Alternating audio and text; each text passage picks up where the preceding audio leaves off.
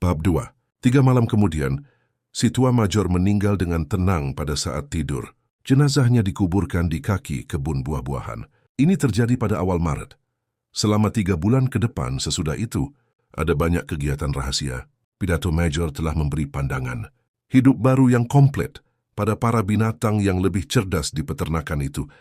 Mereka tidak tahu kapan pemberontakan yang diramalkan oleh Major akan terjadi. Mereka tidak punya alasan berpikir kalau pemberontakan itu bisa terjadi dalam kurun waktu ketika mereka masih hidup, tetapi mereka bisa melihat dengan jelas bahwa tugas merekalah untuk bersiap-siap menghadapinya. Pekerjaan mengajar dan mengorganisasi yang lainnya secara alamiah jatuh pada para babi yang secara umum dikenal sebagai binatang yang paling cerdas. Yang unggul di antaranya adalah 2 ekor babi bernama Snowball dan Napoleon yang oleh Pak Jones diternakkan untuk dijual. Napoleon adalah seekor babi Berkshire yang berpenampilan agak garang. Satu-satunya Berkshire di peternakan itu. Tidak banyak bicara, tetapi dikenal sering menuruti kemauannya sendiri. Snowball lebih bersemangat dibandingkan Napoleon, lebih cepat dalam berbicara dan suka menemukan hal baru, tetapi dianggap tidak memiliki kedalaman karakter. Semua babi jantan dalam peternakan itu adalah babi potong. Yang terkenal di antara mereka seekor babi kecil, gemuk bernama Squealer. Pipinya amat bulat, matanya berkedip-kedip, gerakannya gesit, dan suaranya melengking. La adalah pembicara yang cerdas, dan kalau ia sedang berdebat soal pelik, pembicaraannya selalu bisa lompat sana dan lompat sini dengan lincah, sementara ekornya bergerak-gerak cepat, ikut meyakinkan. Yang lain bilang bahwa Squealer bisa mengubah hitam menjadi putih. Ketiga babi itu telah mengelaborasikan ajaran si tua Major ke dalam suatu sistem pemikiran yang komplit, yang kemudian mereka beri nama binatangisme. Beberapa malam dalam seminggu, setelah Pak Jones tertidur, mereka mengadakan pertemuan rahasia di peternakan itu dan menjelaskan prinsip-prinsip binatangisme itu pada anggota lain. Pada awalnya mereka menjumpai banyak kebodohan dan sikap apatis. Beberapa binatang bicara tentang tugas kesetiaan kepada Pak Jones, yang mereka sebut Tuan, atau membuat pernyataan elementer, misalnya Pak Jones memberi kita makan. Kalau ia pergi, kita semua akan mati kelaparan.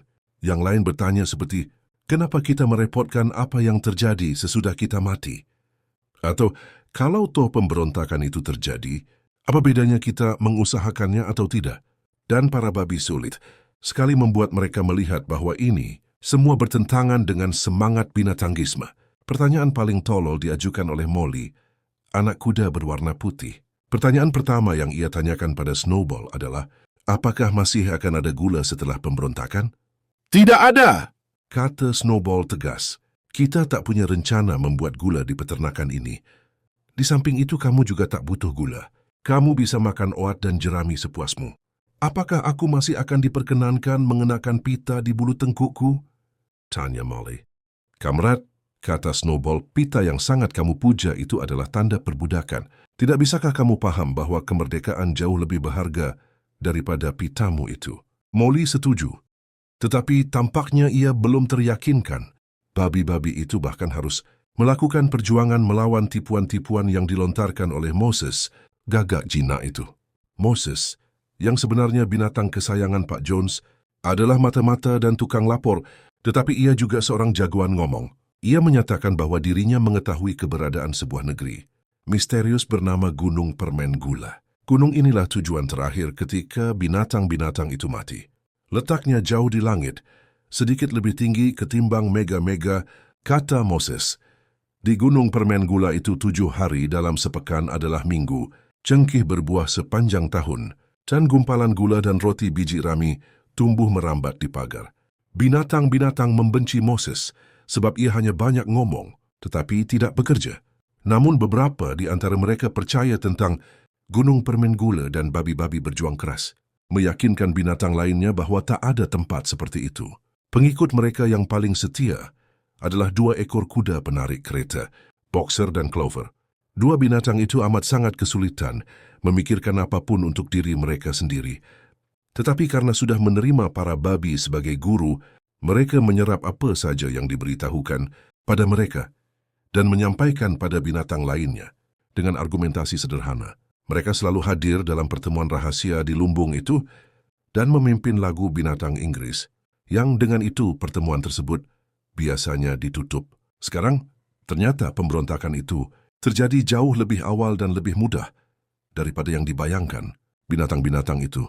Pada tahun-tahun lalu, meskipun seorang majikan yang keras, Pak Jones adalah seorang petani yang cakap, tetapi akhir-akhir ini ia jatuh ke dalam tindak kejahatan. Telah menjadi seorang yang keras hati dan tidak berperasaan semenjak kehilangan banyak uang. Setelah gagal dalam sebuah perkara hukum, kemudian menjadi peminum lebih dari yang ia butuhkan. Seharian ia bermalas-malasan di kursi Windsor di dapur, membaca koran, minum, dan sesekali memberi Moses remah roti yang dicelup bir. Karyawannya malas dan tidak jujur, ladangnya penuh dengan semak belukar, atap rumahnya butuh diperbaiki, pagarnya diabaikan, dan binatang-binatangnya kurang makan. Maka datanglah bulan Juni, dan jerami hampir siap dipotong. Menjelang tengah musim yang jatuh pada Sabtu, Pak Jones pergi ke Willingdon dan mabuk-mabukan di Red Lion, sehingga ia tidak bisa kembali hingga tengah hari Minggu siang. Para karyawannya sudah memerah susu pagi-pagi dan berburu. Terwelu tanpa repot-repot, memberi makan binatang-binatang. Ketika Pak Jones kembali, ia segera pergi tidur di sofa kamar tamu dan menutup wajahnya dengan koran News of the World, sehingga saat malam tiba, binatang-binatang itu belum mendapatkan makan. Akhirnya mereka tidak tahan. Salah seekor sapi mendobrak pintu lumbung jerami dengan tanduknya, dan semua binatang mulai melahap jerami di lumbung penyimpanan itu. Mendengar gedoran pintu, Pak Jones bangun. Sesaat kemudian, ia dan 4 orang karyawannya berada di lumbung jerami sambil membawa cemeti yang dilecutkan ke segala arah. Lecutan-lecutan itu lebih keras daripada yang bisa ditahan binatang-binatang itu. Meski tanpa rencana sebelumnya, binatang-binatang itu berbarengan meloncat ke arah para pelecut itu. Tiba-tiba saja Pak Jones dan orang-orangnya merasa dipukul dan ditendang dari segala arah. Situasinya sudah di luar kendali mereka. Mereka belum pernah melihat binatang-binatang bertindak seperti itu. Kemarahan makhluk-makhluk yang biasa diperlakukan dengan tidak semestinya dan dirangket semau mereka itu kini berbalik membuat Pak Jones dan orang-orangnya amat ketakutan. Hanya 1-2 menit kemudian, mereka merasa tidak perlu membela diri lagi dan memilih melarikan diri.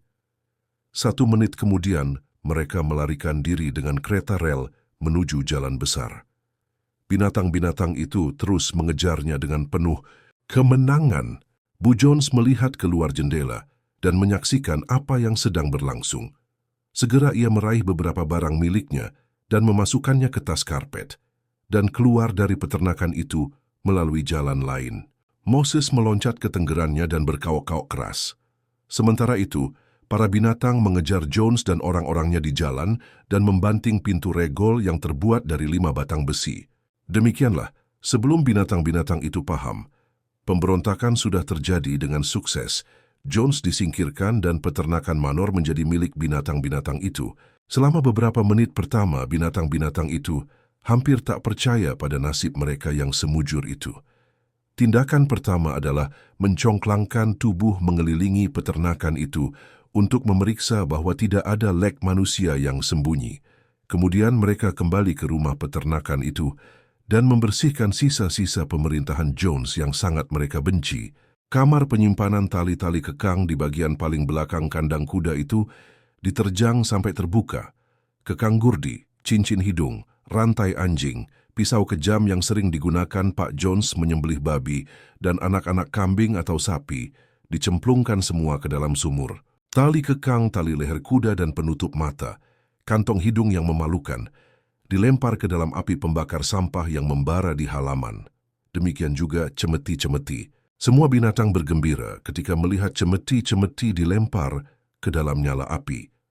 Snowball juga melempar pita yang biasa digunakan untuk menghias surai dan ekor sebagai hiasan pada hari pasaran ke dalam nyala api.